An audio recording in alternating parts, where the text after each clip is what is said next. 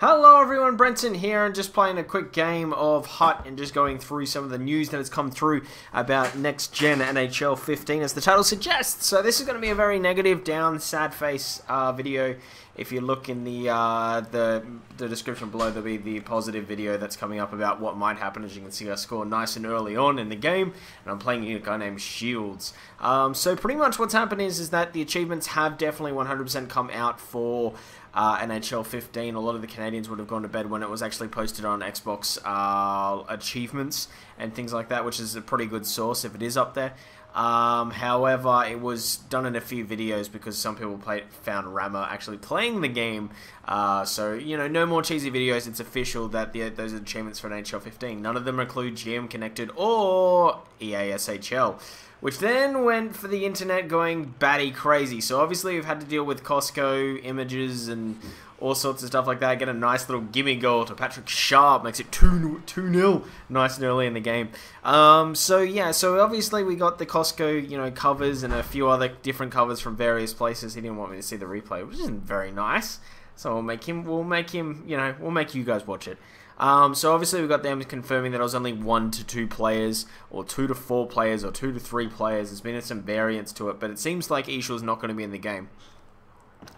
What then makes me believe, as I say in the title, 99% sure EASHL is not in the game, is that Twitter blew up. Twitter went nuts to the point where EASHL and Fire Rammer were both trending worldwide. I'm in Australia and it was trending here, which is nuts. That is mental that was, you know, because I mean, nothing ever from hockey trends down this way. So the fact that it did showed that the, you know, that obviously they're dealing, he got a nice little cheese goal there, just couldn't take it away from him. Just shows you guys, hockey are passionate fans and video gamers are very passionate fans. So when you mix the two, holy crap, does things go bad. So pretty much, EA did nothing to remedy this, which is a real problem because their CEO the day before came out with a statement saying, we listen to the gamers. We are trying so hard to listen to the gamers. Yesterday, they did not do that. They haven't done that for quite a while with the NHL franchise. Let's face it, there's been a lot of things we've been asking about. Pretty much all we're going to get thus far is a couple of arenas. Awesome! It doesn't take 2 years to build arenas. As I said, this is going to be a very negative video. The other one will be a lot more positive about what might happen, you know. So pretty much what we've got is no EASHL. We've got no Winter Classic. We've got no GM Connected. And we've got no NHL 94. Not that I was a big NHL 94 player. What we do have is there's been a lot of innovation in the NHL series along the way. We've had EASHL, we've had Hut come in, we've had Live the Life get a bit better. I mean, the GM needs a bit of a revamp. We've had GM Connected on the 360. So the big thing is that all of that happened before the Hut revenue came in. Now they have Hut revenue. Now you'd think that this would mean that, hey, with a 2-year development cycle, with them saying quoted, the reason why we don't want NHL 14 to be on next gen is because we want to take the time to release a proper product for next gen. That is a quote from EA. If you go look at the NHL 14 reasons for it not there, you'll see it. You'll see it. It's as plain as day. Now, they haven't done that. They have taken out 2 very big game modes. I can't believe this was a non-goal. So they've taken out 2 very big game modes. They've left a big abyss, and you know, a lot of the core gaming is what they pissed off EA. And obviously, it's not just in NHL. I mean, Madden, with this whole EA Access thing, which I thought was awesome, you can only play it for 6 hours or something early, which is a bit ludicrous. And obviously, the whole Battlefield 4 fiasco, and obviously Sims before that, if you really want to go a bit deep, you know, you got your Sim City and all that, which was a disaster. So they've had some real problems lately. See, look at that. It's not over the crossbar. I mean, it's a bit line ball, but come on. Come on, EA. So obviously it's a big deal, the fact that they've got an added revenue stream, which you think might be able to just, I understand how a business works, that they need that profit for themselves. But obviously it needs to trickle down back into the game to a small point. That hasn't happened, obviously, because they've got a new revenue stream and they've taken things out of the game. So pretty much what we've left is dynamic cloth. Ooh, jerseys move. 30 authentic arenas. Look, that's kind of cool, but I would rather the game modes than 30 authentic arenas. A puck that doesn't float around like a bouncy ball when it's thrown up into the air. That's something that shouldn't happen in the first place. It shouldn't be a feature. You know, it couldn't be something like, oh, look what we've added to the game. A non-bouncy ballpark. Fantastic. It shouldn't be in there in the first place. That's it. That's all we've got thus far, which is awful when you think that the early access is 2 weeks away. Not even, it's roughly 2 weeks away, which is just nuts. I have it figured Thursday 2 weeks from now. So what does EA do from here? They don't tell their fans anything. This is the worst thing about it. If they came out early and said, look, these aren't in the game, they will be in the 360 version, these are the reasons why, I think you would have had a bit of outrage, you would have had a bit of like, oh my god, but at least people would have got over it.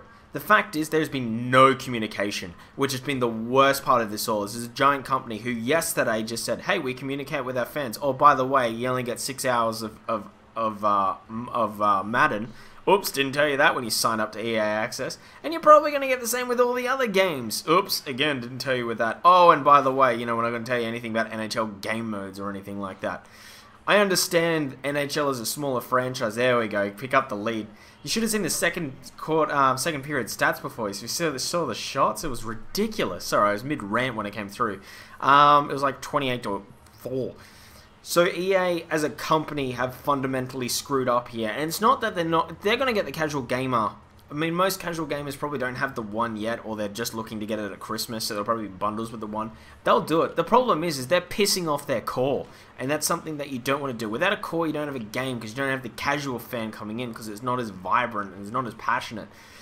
And it's pretty much across all the board. If you don't have those core stock fans, you don't have the casual fans as well, that, you know, that get the excitement going, that get passionate about it and start talking about it on forums and stuff like that, that do the free advertisement. So when you go to look and be like, oh, is this a good game? Yeah, I might pick it up. It's because there's some nerd that's talked about it so passionately.